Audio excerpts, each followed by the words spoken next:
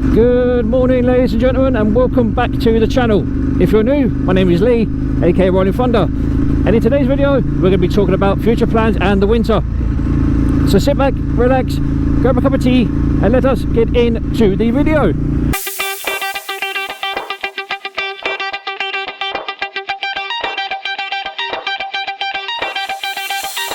So ladies and gentlemen, how are we all doing? I hope you're doing well. As you can see, you joined me on a rather chilly weekend morning, customary bridge.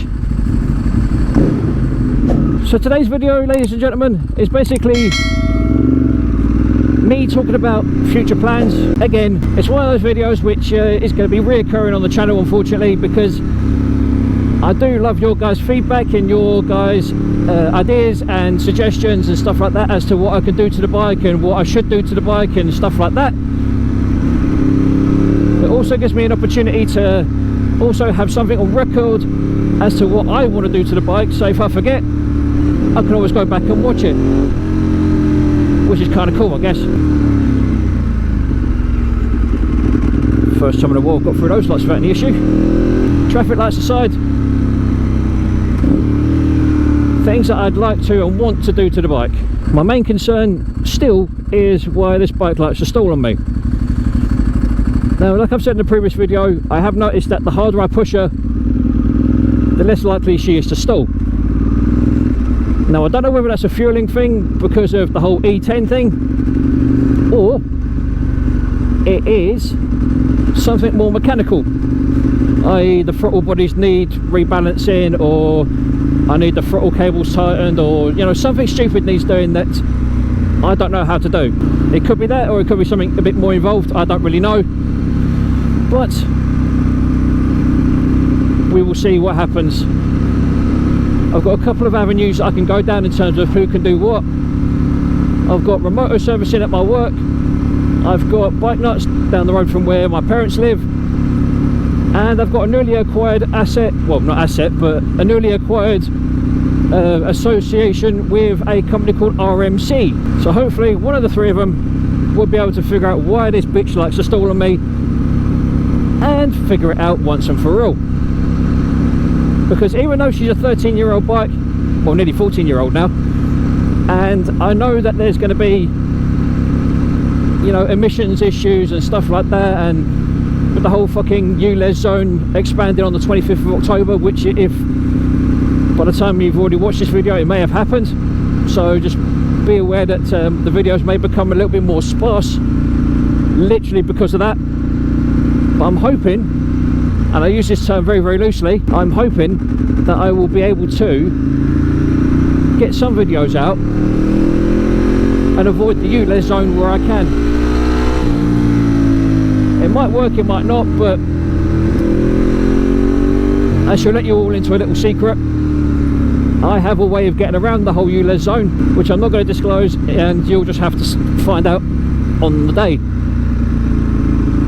Because if anyone knows, or should know by now, that I've also become associated with Adrian Nickelodeon, and if you check out his Instagram feed, he has recently acquired a flip and dip number plate bracket holder flipper type jobby, and I reached out to him the other day to see what they could do for me, and they don't have anything specific for my bike because obviously of how complicated the actual number plate holder is. But what I'm thinking of doing is buying a Chinesium number plate holder off eBay, reinforcing it, and get a universal number plate flipper to go on my bike, so I can avoid the shitty ULEZ zone. Because I kid you not, ladies and gentlemen, I'm going to demonstrate exactly how far I have to ride within the ULEZ zone before I'm outside it. So say for example these lights are the start of the ULEZ zone where I've literally come out of my road and onto the main stretch of road that I go down. So this is the starting point. These set of lights is the starting point for me getting into the ULEZ zone, and I kid you not, I'll go from here to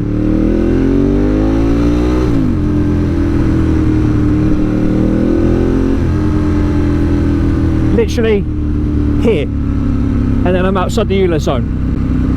So if anyone's familiar with how the ULEZ zone works, It's basically Sadiq Khan's idea of trying to rake in some money for the City of London government, or the City of London, you know, mayoral offices, or whatever the fuck he does. I mean, I personally think he's a fucking dickhead, but there you go. Bearing in mind, this is the same mayor of London who faked having a COVID jab just for publicity. There was a picture, well there was a picture should I say, circulating of Sadiq Khan, in inverted commas, getting the jab. And if you look closely, you'll be able to see that the needle has still got the fucking cover on it.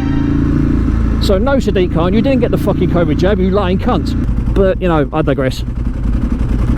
So in regards to what else is going to be going on with the bike, we will be getting a few bits thrown on the bike. I'm tempted to get some more Chinesium rear sets,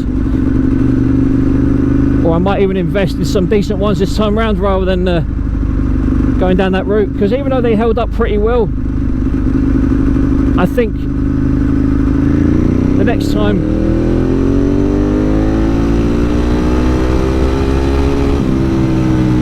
I take a tumble, the rear sets may not survive so well. And not only that, but when I had the last off with those Chinesium rear sets, okay, yes, they held up pretty well, but the problem I found is that they bent the frame. Or should I say, they didn't bend the frame, they bent the mounting locations for the rear sets. So I'm a little bit more aware of that, so I'd rather not end up snapping the rear set mounting bracket on the frame if I can help it, because I don't think it can be fixed once it's broken. So yeah, I'm looking at potentially getting some decent rear sets, maybe some folding ones or whatever, just to try and avoid any future frame damage if the bike was to go over again. So I'd like to avoid that if I can. I'm also looking at getting some carbon heel guards, because even the standard rear sets that I've got on at the moment don't have any heel guards, and it would be nice to actually get some that actually complement the bike to a degree. Like, I don't want those shitty looking eBay ones that have Ducati slapped all over them, you know, a polished chrome or polished aluminium or whatever the fuck they happen to be. I'd rather not do that if I can help it. As well as that, I really think I could do with, if there is one available, an endurance tank for this bike. So if you remember from a previous video that I commented saying that the E10 makes my tank swell, that's still very much a prevalent thing, and I haven't figured out a way around that yet. So I'll be potentially looking at getting a bigger capacity tank, because you know, the aluminium I know won't expand as much. It won't also be as easy to damage. Plus, if I get it painted as well, it will just look a little bit better.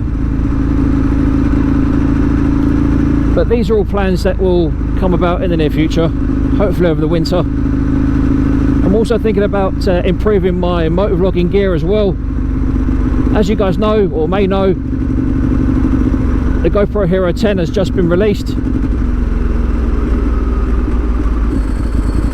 and I am very much tempted into getting one, or sticking with my Hero 7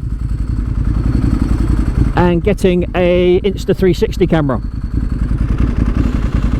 Now, believe it or not, I've had quite a few people say to me in previous videos, and even people that know me personally, saying, oh, you need to do this, you need to do that, you need to try and improve this, you need to try and improve that. And yes, I have been toying with the idea of getting a 360 camera for probably about 6 months, but they're just so fucking expensive. They really are. Pardon me. But this is where you guys come into it.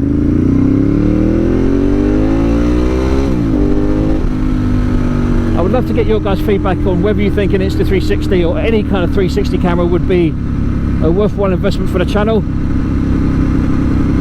I personally think it would be, but it's nice to get other feedback as well. But anyway, ladies and gents, that pretty much wraps it up for this morning. Thank you for sticking around to the end of the video. If you could do me a favour and smash the like button, that would be absolutely amazing, and I will love you long time for it.